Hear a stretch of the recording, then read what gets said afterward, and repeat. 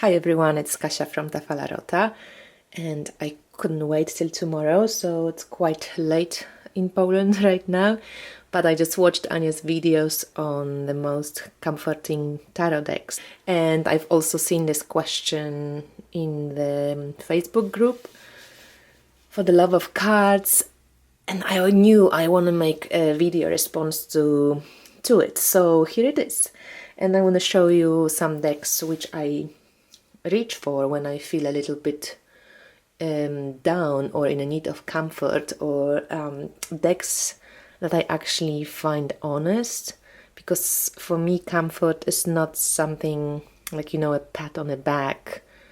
I actually like to kind of understand things, or get a sense of being understood, and that not always means a smiley face. Sometimes it means just that. That's like, I feel that these decks are quite honest and responsive to my emotional state. So I start with the most important ones. Definitely for the last year, not the whole year because I haven't had it for the whole year, but Tarot of Transformation. Tarot of Transformation, and the book to this deck has been one of those decks. I actually used this deck only for myself. It became like my guardian angel kind of deck, and I seriously feel like I'm having conversations with this deck, and it answers all my questions and responds to my needs for sure. So Tarot of Transformation, I just wish it had better stock. It's really bad. But other than that, the pictures are amazing, the colors are amazing, the keywords and phrases on the cards are amazing, the book is amazing. I love this deck for this subject as a comforting deck for sure. It feels like, it listens to me. The other one is Margaret Peterson Tarot, and the book that she wrote, it's just amazing. So the poems for the major arcanas and the descriptions of the cards, to me, as I always say, it's like a spirituality top shelf. So here are the backs. I chopped off the borders, and this is a very kind of detached, mindful tarot deck for me. I love using it. It's no bullshit deck, but it's gentle in its honesty. It's not one of those to like wham you over the head. It always gives you some wider understanding, and I find the artwork really beautiful. I get this deck. It's awesome, and I still have so much to explore with it, and I love it. So this one definitely comes on when I need a little bit more of a detached, wider, not so personal approach, or when I'm fully personal and I need a little bit more of a mindful reminder about things, that my perspective can be a little bit narrowed this time.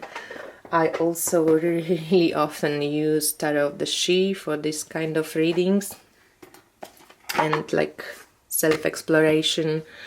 With this one I sometimes use the booklet, but not very often. But I always say hello to Lorna.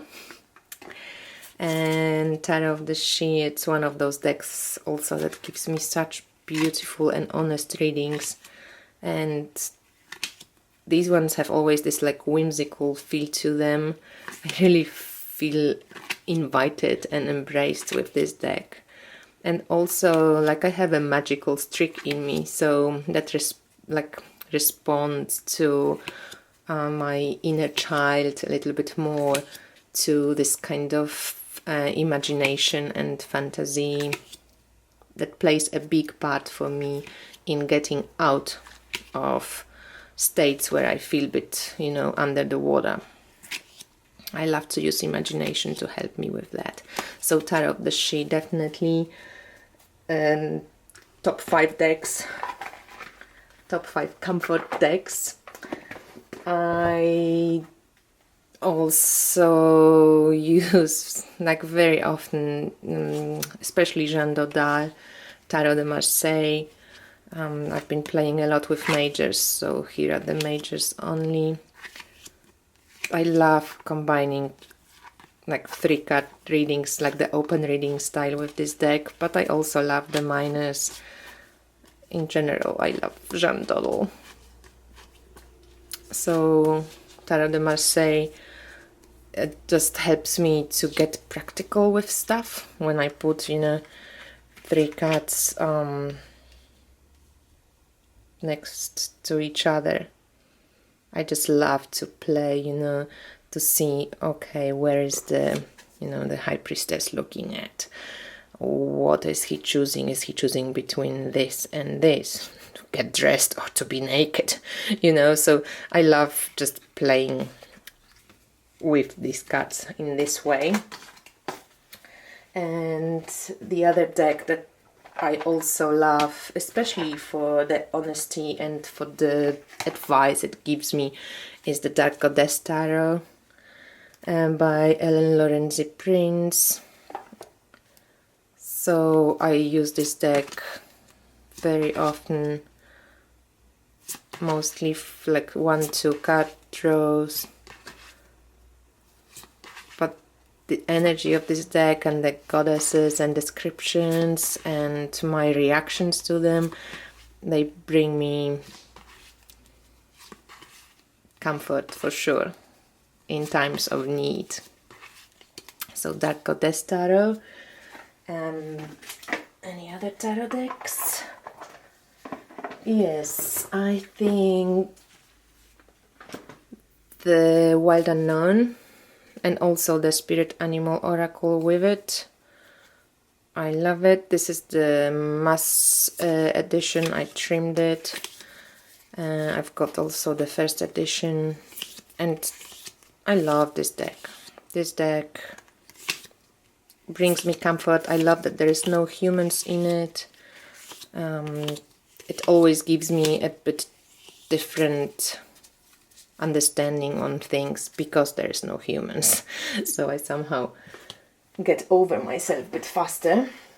There's also this deck, the Kitty Kahane Tarot. If I really need to lighten up and like laugh at myself a little bit more, I use this deck because it always makes me smile. I love the colors. It's crazy looking, but it's very typical Rider-Waite-Smith, and it has some weird characters, and it just makes me smile. At the same time as it's quite, you know, punch, blunt, honest. And another one when I need a little bit of depth is the Tarot of the Crown. This deck is also quite amazing. I don't know, it moves me. There is a PDF booklet to it, which I use, but I like to use it intuitively, and it's just soulful, beautiful, strong deck. So if I need to get grounded and get earthy, Tarot of the Crown is one of the decks I use. I love the Tree Wisdom cards. They're very soulful. I love the little descriptions in the back, the questions, the energy, faces in the trees. I love the colors. I love the trees themselves. So yeah, I use this deck very often as an addition to my tarot reading, with 1 or 2 cards pulled. And what else? Oh, I also love actually Nigel Jackson Tarot.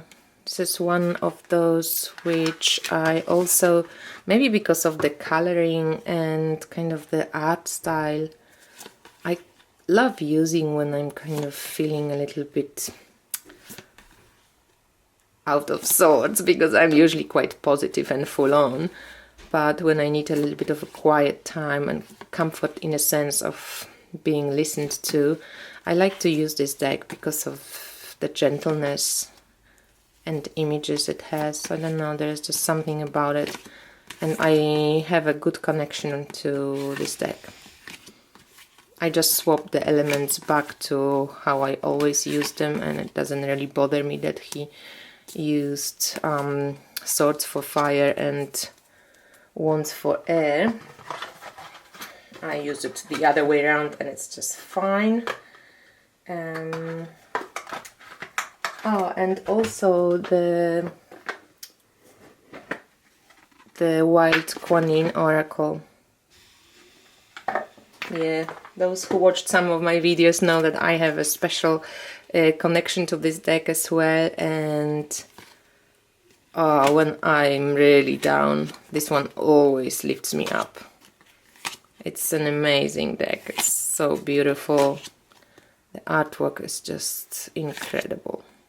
Colors, everything is just amazing about it. And also, it's quite a new deck, but the Dreams of Gaia Tarot. Also something about this deck and the simplicity of how it's built, and I love it. I love to use it, and it's really so honest. Whenever I use it, it's just like has this ability to address what I really feel or what I'm going through. So I was a few times surprised by this deck, and I didn't expect it to be such a good reader for me, because, you know, the style, it's maybe not even to the end my style of artwork, which I would just go and die for. I really love the artwork of Raven Phelan, but this one is amazing. But some of them are not really to the end my style, but the deck and the feel I get from the cards, it's really cool. So I used it a few times as a comforting deck for sure. And anything else I want to show you? And there is also, I find comfort in the as animal messenger cards.